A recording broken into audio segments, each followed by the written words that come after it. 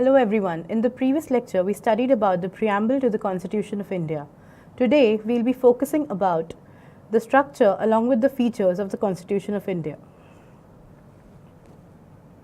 The structure to the Constitution of India is one of the toughest answers in the syllabus.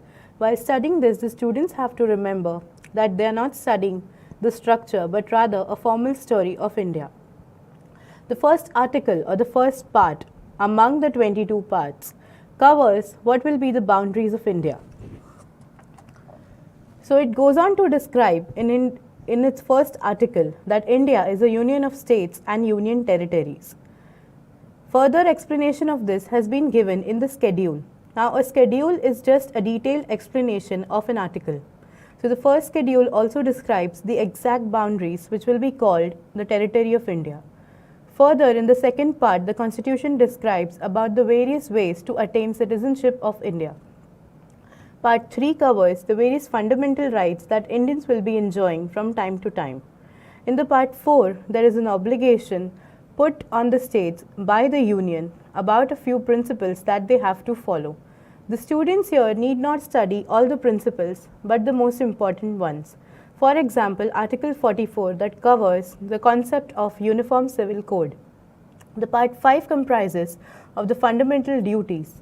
Now this part originally was not a part of the Constitution. It was added later on and thus it became the Part 5 of the Constitution of India, which covers 13 fundamental duties which Indians are obliged to. The Part 6 henceforth goes on describing, and the various parts following that describe the various discretionary powers that various positions at the government will be holding. The Constitution further describes about the procedures of attaining public services jobs and elections. The last part covers what will be the Constitution called, when it will be coming into force, and the authoritative text, which means the original text of the Constitution will be available in two languages, namely Hindi and English. This is about the structure to the Constitution of India. So the next part that we'll be seeing, or the next answer, are the basic features. Every student, while studying this, needs to study the entire chapter first, because these are nothing but the gist. This is when we praise our own Constitution. So the first feature says that it is the longest written Constitution in the world. When I say written, I mean that a lot of countries do not have a written constitution. It is an implied constitution.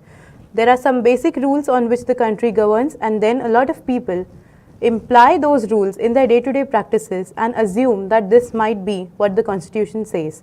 In case of India, we have a strictly written constitution, which is the longest in the world, having 395 articles, about 1,20,000 words, and a lot of derivations. The Constitution of India is nothing but the best of all the constitutions put together with an Indian touch. The next feature says that it is a lawyer's paradise, which means the Constitution is still being interpreted in various ways, and with every other case pertaining to the Constitution of India, every lawyer learns something new from it. The Constitution is an everlasting study which goes on with every single day when the lawyers open the Constitution and try to interpret the basic meaning of every aspect of it. The next one is the federal system with unitary bias. The concept of federalism was borrowed directly from the United States of America, wherein it meant a division of power between the center and the states. Indian federalism is also called as the quasi-federalism, which means it is semi-federal, or it is federal but giving more powers to the union. And so it is a federal system with a unitary bias. That means that at the end of the day, there are a lot of aspects in which the states are answerable to the union. The next feature is what India is, a secular state. That means it does not favor any religion and does not do injustice with a particular religion. The next feature is universal adult suffrage, which means any person, irrespective of gender, of caste, of place of birth, or of financial position, is applicable, and of the age of 18 years and above is applicable to be voting in the elections which happen every 5 years. As a matter of fact, the elections which happened in the year 2014, the Lok Sabha election of the year 2014, were the biggest election in the history of humanity. The next one is uniformity in basic administrative matters. Having 29 states and managing them together becomes very difficult if there are no uniform matters. So the procedure to apply for a domicile certificate in the state of Maharashtra is the same as the procedure to apply a domicile certificate in the state of Punjab. Fundamental rights. Now this is something that the Indian Constitution mentions correctly, and this is something that are interpreted, and more deep the interpretations end up. Independent judiciary. This also means that the judiciary of India will be independent in its own decisions. Absolutely no influence of the legislature, or as commonly said, of the political pressures, will be entertained by the courts of law. And so we have judgments where people during their tenure have been punished and had to lose all their democratic powers. Compromise between judicial review and parliamentary sovereignty.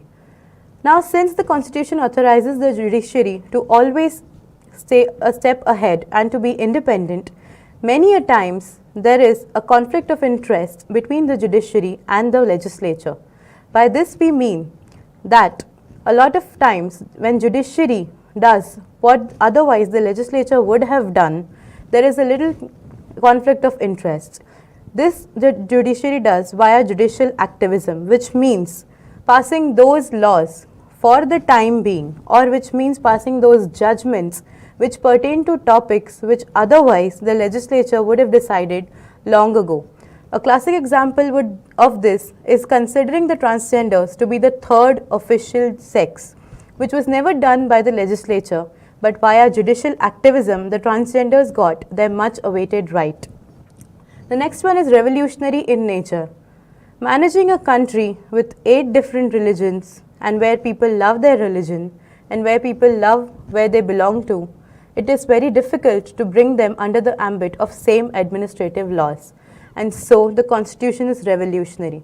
Where it assures you a lot of fundamental rights, it also takes back those rights from you in case of emergency situations.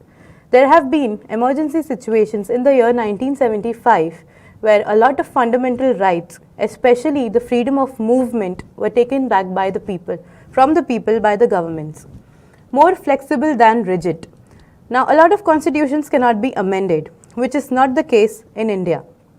The framers of the Constitution knew that India is going to be a very dynamic country, which will change its society from time to time.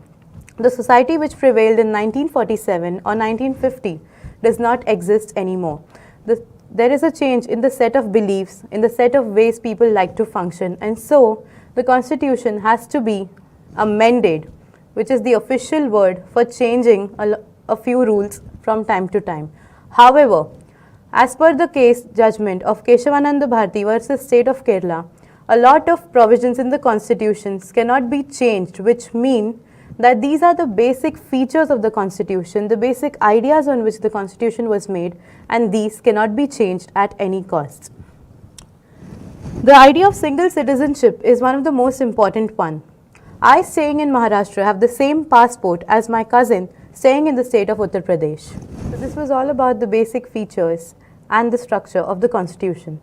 If anyone wishes to understand the Constitution in detail, it is always advisable to go beyond the syllabus and to go beyond the textbooks offered by the syllabus and to read books by experts. A few books have been listed here.